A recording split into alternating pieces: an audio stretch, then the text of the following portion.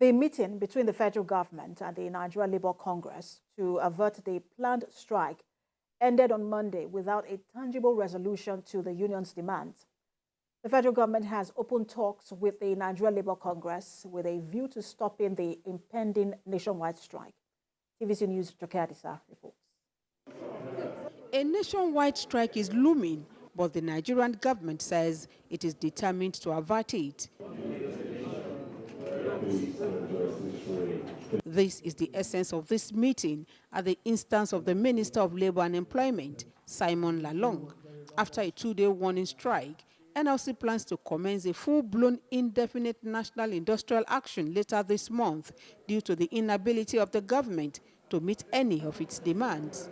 That 21 working day ultimatum is about to lapse. I acknowledge the valid grievances that have fueled the recent labor crisis, and we are committed to addressing them in a just and equitable manner. We must also recognize the economic realities that confront us. As we address the concerns of our workforce, we must be mindful of striking a balance that promotes economic growth and secures sustainable progress. There was no strike before the issue of removal of fuel subsidy and promises. In fact, it was the government that said, ask for palliative, ask for wage, and we have asked for it. Such demands include an introduction of the compressed natural gas, increase in minimum wage, resolving the ASO and the NURTW crisis, as well as the issue of transfers. The Congress says it is particularly irked by the role of the police in the crisis rocking one of its unions, the NURTW, and says it remains one of the preconditions for averting the impending nationwide strike.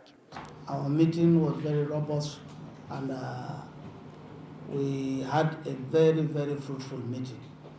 But at the end of the day, many of those items that we left are still for consideration. The meeting enters into a technical session thereafter, and journalists are excused. After more than 3 hours, both parties speak on its outcome.